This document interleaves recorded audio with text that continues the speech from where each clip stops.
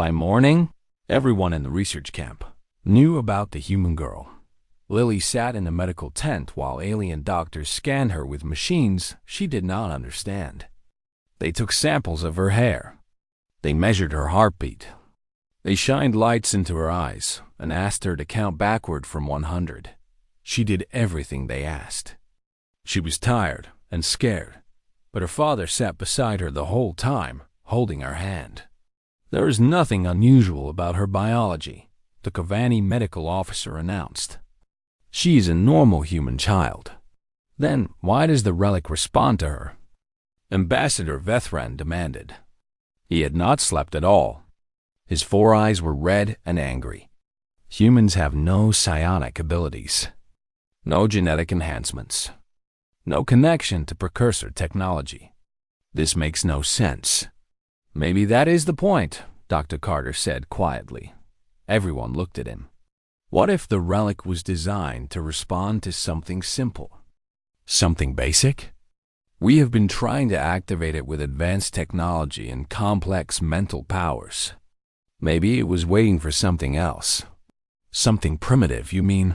Commander Zulik said. The insult was clear in his voice. Dr. Carter did not flinch. Something natural. Something unchanged. Elder MovementHFY had been silent for hours, sitting in the corner like a statue. Now he spoke. I would like to test this theory. Do we have other humans at this site? We have 23 human personnel, said Captain Ryan Cole. He was the military liaison for the human delegation, a quiet man with calm eyes and steady hands. He had stayed close to the Carter family since the discovery, watching the aliens with careful attention. Bring them to the chamber, MovementHFY said. One at a time. Let us see if the relic responds to all humans, or only to this child. Over the next several hours, every human at the research camp walked into the underground chamber and stood before the relic. The results were clear. The relic responded to all of them. When any human moved, the lights inside the crystal shifted to follow. But the response was weak compared to Lily. For the adults, the lights flickered slightly. For Lily, they blazed like small suns. It responds to humans, MovementHFY announced when the testing was complete. Only humans. And most strongly to this child. Why her specifically? Vethran asked. I do not know yet. Perhaps because she is young. Perhaps because children have not yet been shaped by their environment. She is potential without limitation. Commander Zulik slammed his fist against the chamber wall. Cracks spread through the ancient stone. This is unacceptable. The precursors built the most advanced civilization this galaxy has ever known. They would not leave their greatest treasure to these mammals. And yet they did, MovementHFY said simply. The days that followed were tense. The coalition that had worked together to find the relic began to crack apart. The Draven demanded that Lily be placed under military custody for study. The Kavani argued that the discovery should be reported to the Galactic Council immediately, where their species held the most political power. The Elthari said nothing, but MovementHFY watched everything with his ancient, glowing eyes. Captain Cole quietly moved more human soldiers into positions around the Carter family's quarters. He did not trust the aliens anymore. He had seen how they looked at Lily, not like she was a person, like she was a key to a lock they wanted to open. I want to go home, Lily told her father one night. They sat in their small room while the alien factions argued outside. I do not like it here anymore. Dr. Carter put his arm around her. I know, sweetheart. I am trying to find a way to get us out of here safely. Did I do something wrong? No. You did nothing wrong. You just waved at a pretty light. He tried to smile. Sometimes the universe has strange ways of choosing people for important things. I did not ask to be chosen. I know. The important things rarely ask permission. That night, Lily dreamed of the relic dot in her dream. She stood alone in the chamber. The crystal sphere glowed with warm golden light, and she could hear something inside it. Not words exactly, more like feelings pressed into her mind. Old feelings, tired feelings, the feelings of something that had been waiting for a very, very long time. She woke up to the sound of shouting.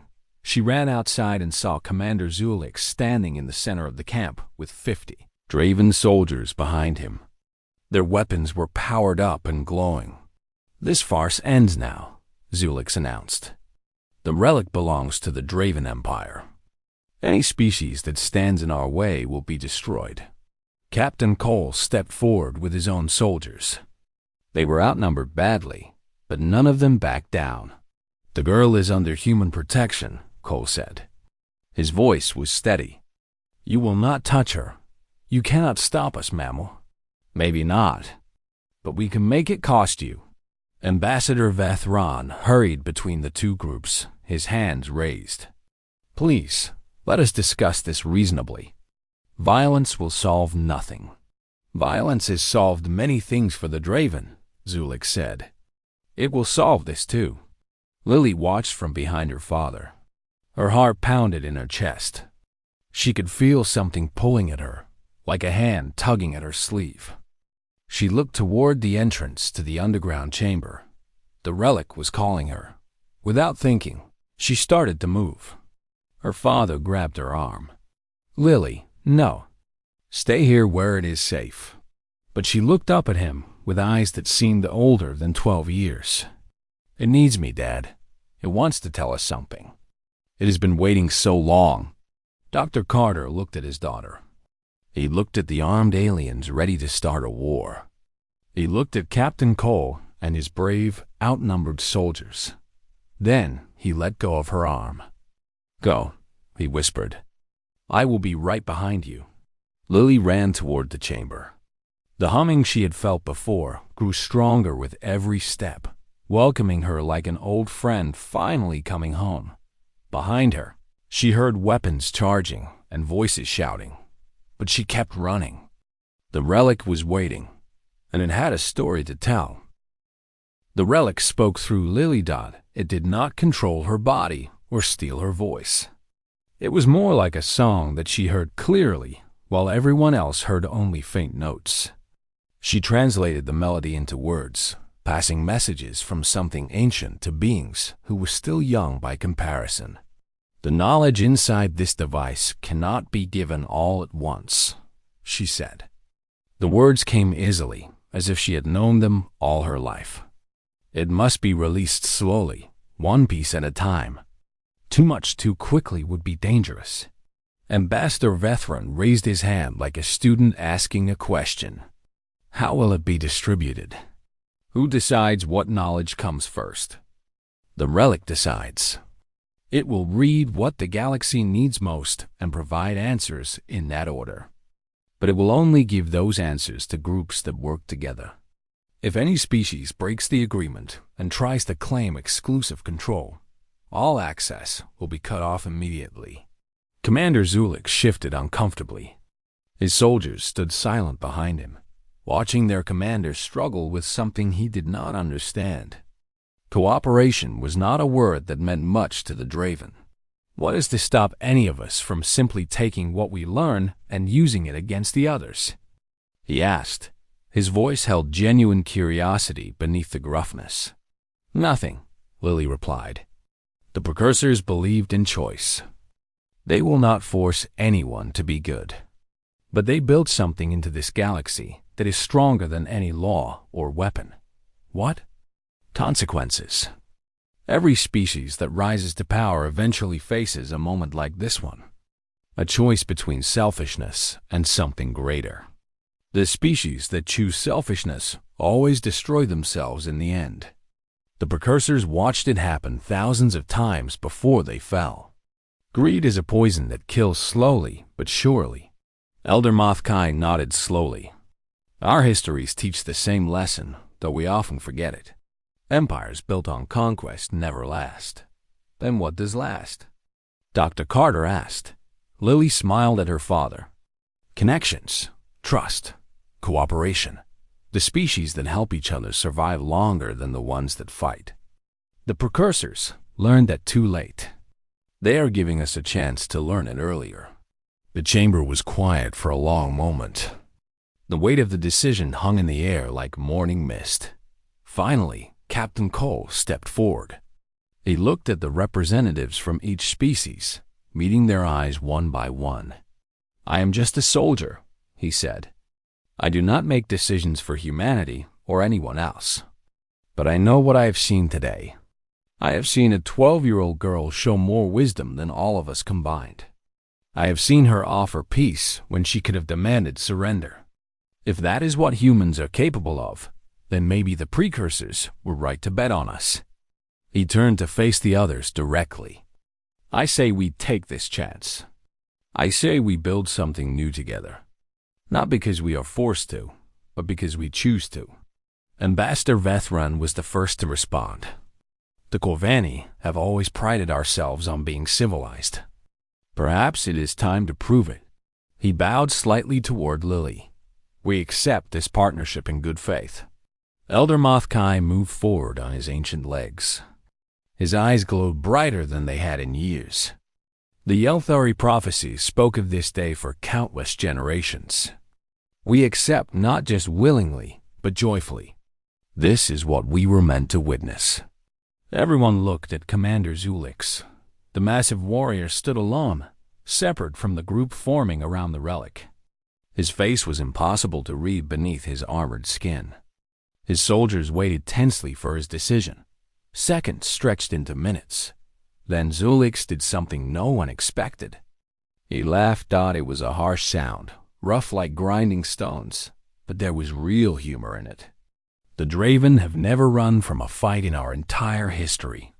And make no mistake, this is still a fight. A fight against our own nature, perhaps. Against everything we thought we knew. He shook his massive head. But we have never lost a fight either. We will not start now. He walked forward until he stood beside the other representatives. The Draven accept. May our enemies tremble at what we build together. Lily let out a breath she did not know she had been holding. Her hands slipped away from the relic's surface, and suddenly she was just a tired 12-year-old girl standing in a room full of aliens. Her father caught her as her legs gave out.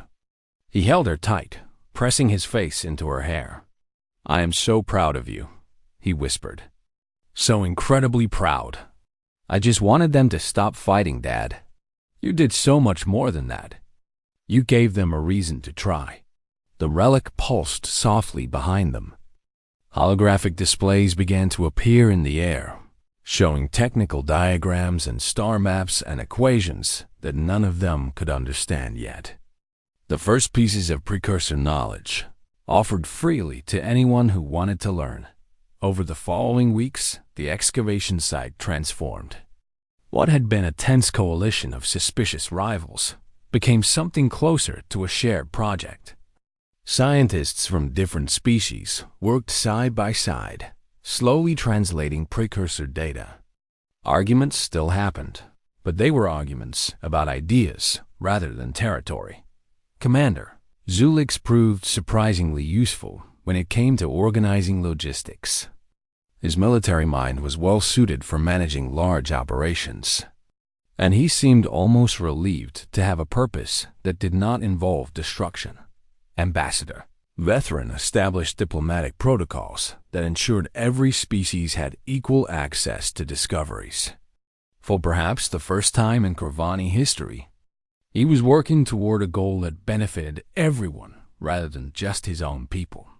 Elder Mothkai spent most of his time in the relic chamber, listening to whispers that only he could hear. He said the precursors had left messages specifically for the Yelthari, thanking them for keeping faith across the ages. Captain Cole was promoted for his actions during the crisis. He stayed on at the site, leading the human security forces that now protected researchers of every species equally. And Lily went back to being a kid. She still visited the relic sometimes, usually when everyone else was asleep. She would sit beside the crystal sphere and feel its warmth. listening to stories about civilizations that had risen and fallen long before her ancestors learned to make fire. One night, her father found her there. "Cannot sleep?" he asked, sitting down beside her. "I was just thinking." "About what?" She looked up at the relic, her reflection flickering in its crystalline surface. "They asked me why it chose to follow my movement. Out of everyone in the galaxy, why me? Did you find an answer?" "I think so." She turned to face him. "It was not really about me. It was about what I represent. Children ask why. We do not accept things just because adults say so. We question everything. That is what the precursors wanted. Not obedience, but curiosity. Not power, but possibility." Dr. Carter smiled at his daughter. "When did you get so wise?" "I had a good teacher." She hugged him. "You always told me it was okay to ask questions, even when everyone else thought I should just be quiet. And I always will." They sat together in the soft glow of the relic, father and daughter, watching the stars turn slowly in the holographic displays. Outside the chamber, representatives from 5 species were working together for the first time in history. They were building something new, something that had never existed before. It would not be easy. There would be setbacks and failures and moments when everything seemed ready to fall apart. But they would keep trying. Because a little girl had shown them that it was possible. Because she had asked, why instead of simply accepting how things were? And in asking, she had changed everything. The ship descended through purple clouds and landed on the surface of Veshara. Megan Cole watched through the small window as alien structures rose from the mist like giants made of glass and stone. She had seen many worlds in her 3 years as a translator for Earth's diplomatic corps, but this one felt different. The air itself seemed to hum with importance. "First time on a neutral world?" Ambassador Daniel Reyes asked from beside her. Megan nodded. "I've worked on human stations and a few allied colonies. Never anything like this. The Galactic Concord built Veshara to be a meeting place for all species," Reyes explained. "No weapons, no territorial claims, just diplomacy." He paused and smiled slightly. "And today, something much more interesting than diplomacy." Megan had read the briefing files. The Concord had discovered ancient ruins on a dead world at the edge of known space. Inside those ruins, they found something impossible. A throne built by a civilization that existed millions of years before any current species evolved. The first architects, the scientists, called them. Nobody knew what they looked like or where they went. They left only structures and mysteries. And now, the throne. The human delegation walked through corridors filled with beings from across the galaxy. Megan saw the tall, scaled Virati with their golden eyes and armored bodies. She noticed the Kelathi, insectoid creatures with 4 arms and clicking mandibles that served as their language. There were the Marithans, pale and thin with large dark eyes, and the Orvani, massive beings covered in thick fur who moved with surprising grace. Humans were the newest members of the Concord. They had only made contact with alien life 40 years ago. Many species still considered them primitives who got lucky with their technology. Megan was used to the looks, the slight turning of heads, the whispers that her translator implant picked up, but she pretended not to hear. The delegation entered the grand chamber, and Megan forgot everything else. The throne sat at the center of a vast circular room. It was made of something that looked like crystal, but moved like liquid. Color shifted across its surface in waves of blue, gold, and silver. It was large enough for any species to sit upon, and it seemed to change shape slightly as she watched, as if it was breathing. "Beautiful," she whispered. High Arbiter Thesk of the Virati stood before the gathered crowd. His voice boomed through the chamber, translated instantly by everyone's implants.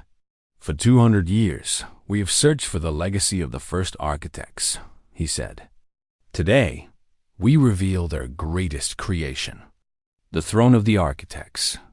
According to legend, this throne chooses worthy rulers. It grants knowledge and power beyond imagination. Every species that has tried to claim it has been rejected. A holographic display appeared, showing recordings of alien representatives approaching the throne in controlled experiments. Each time, the throne pulsed with bright energy and pushed them back with invisible force. Some were thrown across rooms. Others simply could not move forward, as if walking against a wall of wind.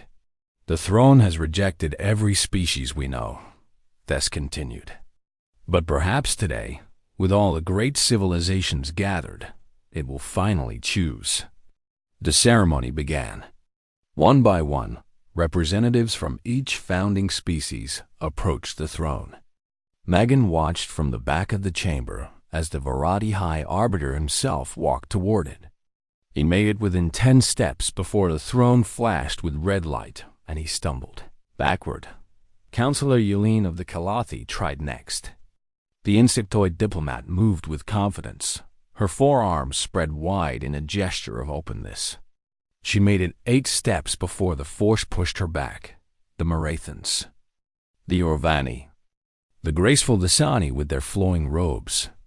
One after another, each species tried and failed. Some made it closer than others, but none could reach the throne. Ambassador Reyes leaned toward Megan. They invited us to try, but I declined. We're too new to the Concord. If we failed like everyone else, it would mean nothing. If we somehow succeeded, he shook his head, it would cause problems we're not ready for. Megan understood. Humanity's position in the galaxy was fragile. They were respected for their adaptability and their strange resilience, but they were not trusted. Not yet. She stepped away from the crowd to find a better viewing angle. The chamber was packed with bodies of all shapes and sizes, and being human meant being shorter than most. She moved along the edge of the room, keeping close to the wall, until she found an open space near one of the great pillars. That was when she noticed it. The throne's surface rippled, and the colors shifted from cool blue to warm gold. It happened so fast that she almost missed it. But when she took another step, it happened again. Megan froze. She looked around, but nobody else seemed to notice. The ceremony continued. Another species approached and was rejected. She took one more step, just a small one, and the throne definitely moved. Not much, just a slight rotation, a few degrees at most. But it turned toward her. That's impossible, she said under her breath. The glyphs carved into the base of the throne began to glow with soft white light. They had been dark and lifeless throughout every other attempt. Now they pulsed gently, like a heartbeat. Megan's own heart raced. She was just a translator. She had no special abilities, no royal blood, no connection to ancient prophecies. She was a woman from a small town in Colorado who happened to be good at languages. There was nothing extraordinary about her, but the throne disagreed. She stepped back quickly, pressing herself against the pillar, and the glow faded. The throne settled. Whatever had happened, it stopped. Megan stayed hidden for the rest of the ceremony. She watched the final species try and fail. She watched the dignitaries discuss the mystery in voices filled with frustration and wonder. And she said nothing about what she had seen. That night, alone in her quarters, she sat by the window and looked out at the alien city. The moons of Vethshara hung low in the sky, casting silver light across the spires and domes. "Why me?" she asked the empty room. The room did not answer.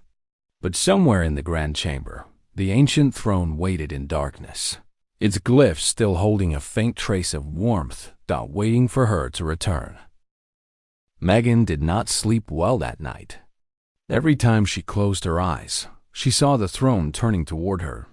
She saw the glyphs glowing like they had found something they had been searching for. By morning, she had convinced herself it was nothing. a trick of the light. Stress from being surrounded by so many aliens. Her imagination playing games. The second day of the summit was dedicated to celebration. The Concorde had unveiled the greatest archaeological find in galactic history, and even though no species could claim it, the discovery itself was worth honoring. There would be feasts, performances, and diplomatic receptions throughout the day. Ambassador Reyes found Megan at breakfast. "You look tired," he said. "Strange dreams," she replied. It was not entirely a lie. "Try to enjoy today. We're just here to observe and build relationships. No pressure." He smiled and moved on to speak with a group of Maritha diplomats. Megan spent the morning watching traditional dances from the Orvani. Their massive bodies moved with a grace that seemed impossible, and the rhythms of their drums echoed through the performance hall. She found herself relaxing for the first time since arriving. The afternoon reception was held in a hall, adjacent to the grand chamber. The throne was visible through large windows, still and silent on its raised platform. Guests mingled, drank strange liquids from crystal glasses, and discussed politics in dozens of languages. Megan tried to stay away from the windows. She really did. But the hall was crowded, and she was trying to avoid Counselor Yelene, who had been making pointed comments about humanity's primitive nature all morning. Moving through the crowd, she found herself drifting closer and closer to the glass. She realized her mistake. Too late. The throne moved. Not slightly this time. It rotated a full 30 degrees, its crystalline surface catching the light as it turned to face her. The glyphs along its base erupted with light, brighter than before, visible even through the thick windows. The music stopped. Conversations died. Every eye in the room turned first to the throne, then followed its orientation to find Megan standing frozen by the window. "What is this?" Counselor Yulene's clicking voice cut through the silence. She pushed through the crowd, her forearms gesturing wildly. "Human trickery. They have planted a device." "We have done nothing," Ambassador Reyes said firmly, stepping to Megan's side. "This is as much a surprise to us as it is to you." High Arbiter Thesk moved to the window and studied the throne with his golden eyes. "The rotation is genuine. Our sensors confirm it. The throne has never responded to anyone from this distance before. This is unprecedented." "Then explain it," Yelene demanded. "Humans have been in space for less than 50 years. They know nothing of the architects. How can one of their simple translators make the throne respond?" Megan found her voice. "I don't know. I swear I don't know. I was just standing here." Thesk turned to her. His reptilian face was unreadable, but his voice was calm. "Have you experienced this before? Any reaction from the throne?" She hesitated. She thought about lying, about keeping the secret from the previous day. But what good would that do now? "Yesterday," she admitted. "During the ceremony. When I moved to the edge of the room, I thought I saw it shift toward me. I thought I imagined it." The room exploded with noise. Aliens shouted questions and accusations. Some demanded Megan be arrested. Others called for immediate tests. Ambassador Reyes put himself between Megan and the crowd. "Enough!" Thesk's voice boomed across the hall. "This woman has done nothing wrong. The throne responds to what it chooses. We do not control it. We never have." He looked at Megan with something like curiosity. "She will be placed under protective observation. Tomorrow, we will conduct proper tests. Until then, no one will harm her or interfere with her." Guards in Varadi armor escorted Megan from the hall. She caught glimpses of faces as she passed. Some looked at her with wonder, some with fear. Counselor Yelene's compound eyes followed her with naked hatred. Ambassador Reyes walked beside her. "I need to know," he said quietly. "Did you do anything? Anything at all?" "No," Megan said. "I don't have any technology. I don't have any special training. I'm nobody, Daniel. I'm just a translator who grew up reading science fiction books and loving languages. There's nothing special about me." He was silent for a long moment. The throne seems to disagree. They reached her quarters, and the guards took positions outside her door. Reyes paused before leaving. "Whatever this is," he said, "we'll figure it out together. Earth stands with you." Megan nodded, but she did not feel comforted. She went inside and sat on the edge of her bed. Her hands were shaking. In one day, she had gone from invisible translator to the center of a galactic controversy. Hours passed. She could not eat. She could not sleep. She paced the room, trying to understand what was happening. The first architects had been dead for millions of years. Their throne had rejected every species that tried to claim it. What could it possibly want with her? As the night deepened, Megan stood at her window and looked toward the grand chamber. She could not see the throne from here, but she could feel it somehow. A pull, gentle but constant, like a whisper at the edge of hearing. "What are you waiting for?" she asked the darkness. "What do you want from me?" The darkness did not answer.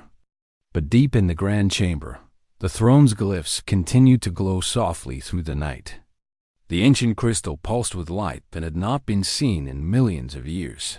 Something was waking up, and it had chosen her to wake it. The testing began at dawn.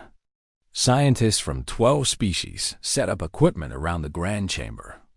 They scanned Megan with devices she could not name, measuring everything from her brain waves to the chemical composition of her blood. They found nothing unusual. "She is baseline human," the lead Maritha scientist reported. His pale face showed confusion. There are no genetic markers that would explain the throne's response. No technological implants beyond the standard translator. No radiation signatures, nothing. High Arbiter Thesk stood with his arms crossed. Then the answer must lie elsewhere. An ancient Kelathi scholar named Torvan had been studying the throne for decades. He was old, even by Kelathi standards. His carapace faded to a dull gray, his movements slow and careful. He had spent the night examining inscriptions on the throne's base with tools that magnified the smallest details. "I have found something," he announced. His clicking voice was soft, thoughtful. "These glyphs here, at the very bottom of the throne. They are different from the others. Older, perhaps, or written in a different context." The chamber fell silent. Tovan continued. "The other inscriptions speak of power, of rulership, of the right to command. But these," he traced a four-armed hand over the ancient symbols, "these speak of something else. They mention a test. Not a test of strength or worthiness. A test of intention."